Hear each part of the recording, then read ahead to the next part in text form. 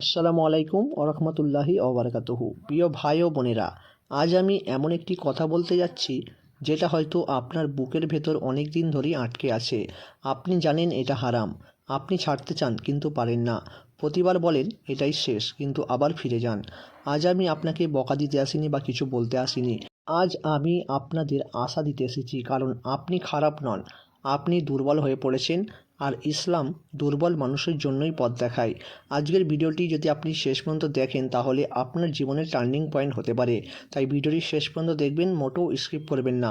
প্রথমবারের মতো ভিডিওটি দেখলেন অবশ্যই সাবস্ক্রাইব করে রাখবেন। ভিডিওর প্রথমে আমরা জানব নেশা আসলে কি। নেশা শুধু সিগারেট বা মদ না, নেশা হলো ধূমপান, গাঁজা, হেরোইন, অ্যালকোহল, এমনকি পর্নোগ্রাফি, গেম, মোবাইল, যা আপনাকে আল্লাহর থেকে দূরে নিয়ে যায়। ইসলামে নেশা কেন হারাম? কারণ নেশা বিবেক নষ্ট করে, ঈমান দুর্বল করে, পরিবার ধ্বংস করে, আর ধীরে ধীরে মানুষকে নিজের কাছেই ঘৃণিত করে তোলে। রাসূল সাল্লাল্লাহু আলাইহি সাল্লাম বলেছেন, যা অল্প পরিমাণে নেশা আনে তা বেশি পরিমাণেও হারাম। কেন আপনি নেশা ছাড়তে পারছেন না?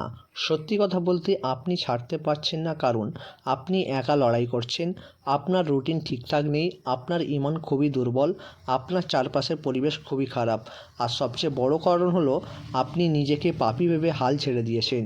কিন্তু শুনুন, শয়তান চাই আপনি ভাবুন আমি তো শেষ, আমার আর ফেরার পথ নাই। আল্লাহ তাআলা বলেন, হে আমার বান্দারা, যারা নিজের উপর জুলুম করেছো আল্লাহর রহমত থেকে নিরাশ হয়ো না। সূরা জুমার আয়াত 53। এবারে আমরা জানবো নেশা ছাড়ার ইসলামিক পথ। আন্তরিক তওবা। তওবা মানে শুধু আস্তাগফিরুল্লাহ না, তওবার 3টি শর্ত: পাপ ছেড়ে দেওয়া, অন্তর থেকে লজ্জা, আবার কখনো না করার দৃঢ় বিশ্বাস। রাতে একা একা বলুন, হে আল্লাহ, আমি হেরে গেছি, তুমি ছাড়া আমার কেউ নাই। এই কান্না আল্লাহ ফিরিয়ে দেন না। এরপর নামাজকে ভালোভাবে আঁকড়ে ধরা। নামাজ নিখুঁত না হলেও ছাড়বেন না। কোরআন বলে, নিশ্চয়ই নামাজ অশ্লীলতা ও মন্দ কাজ থেকে বিরত রাখে। সূরা আনকাবুত আয়াত 45। আপনি নামাজ ছাড়লে নেশা ছাড়বেন না, কিন্তু নামাজ ধরলে ধীরে ধীরে নেশা ঠিকই ছাড়তে পারবেন। একটা কঠিন সত্য হলো, আপনি যদি আগের সেই বন্ধুর কাছে ফিরে যান, আগের জায়গায় ফিরে যান, আপনি কখনো এই সমস্ত জিনিস থেকে বেরোতে পারবেন না। রাসূল সাল্লাল্লাহু আলাইহি সাল্লাম বলেছেন, বন্ধু তার বন্ধুর দিনের উপর থাকে। খারাপ সঙ্গ ত্যাগ করুন, এটা কষ্টকর হলেও কিন্তু জীবন বাঁচায়। আর আপনার চলাফেরা সারাদিনের মধ্যে অনেক সময় ফ্রি সময় থাকে, যেগুলিকে খালি সময় বলে। খালি সময় কিন্তু শয়তানের অফিস।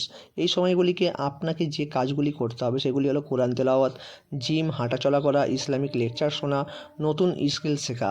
শুধু নেশা ছাড়বো বললে হবে না, নেশার জায়গায় কিছু দিয়ে ভরতে হবে। এরপর একটি দোয়া নিয়মিত পড়তে পারেন। সেই দোয়াটি হলো, আল্লাহুম্মা ইন্নাকা আফুন তুহিব্বুল আফওয়া ফাফু আন্নি। আর বলুন, হে আল্লাহ, আমার নফসকে তুমি আমার বিরুদ্ধে শক্তিশালী করো না। কোনোদিনও দোয়াকে দুর্বল বলে মনে করবেন না। অসম্ভব জিনিসকেও দোয়ার মাধ্যমে সম্ভব করা যায়, তাই সবসময় দোয়া করবেন। এবারে একটি কথা মনোযোগ সহকারে শোনেন। যদি আবারও আপনি পুরনো জায়গায় ফিরে আসেন, হ্যাঁ, এটি আপনি পড়তেই পারেন, কিন্তু শোনেন, আল্লাহ ক্লান্ত হন না, আমরা ক্লান্ত হয়ে যাই।